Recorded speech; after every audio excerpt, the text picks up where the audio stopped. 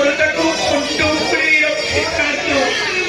ହେଲେ ଏଇ ଯଦି କେଶବାସୀ ପଚାରିବେ ତମେ ତାକୁ କେଉଁଟ ସେଇଠୁ ତଥାପି ସରିତା ଭାଇ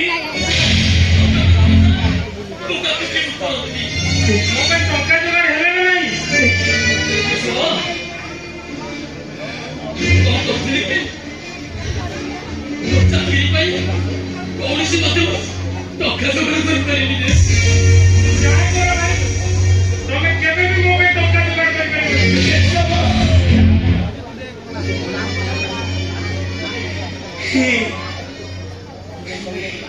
ଭଗବାନ କଣ କରିବା ମତେ ବି କିଛି ବୁଦ୍ଧିବାଟ ଦିଶୁନି।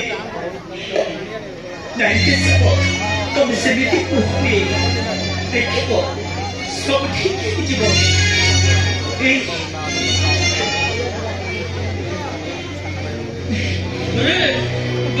ଚାକିରି ହେଇଯାଇଛି ବୋଲି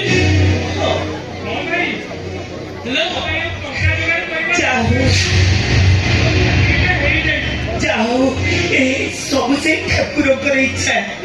ଚାକିରି ହେଇଯାଇଛି, ମୋର ଚାକିରିଟା ହେଇଯାଇଛି। ବାବା ସୋମନାଥଙ୍କ କପାଳରେ ତମେ ଆଜି ଚାକିରି ପାଇଯାଇଛ। ମୋର ଆଜି ମୁଁ କେତେ ଖୁସି। ଆଚ୍ଛା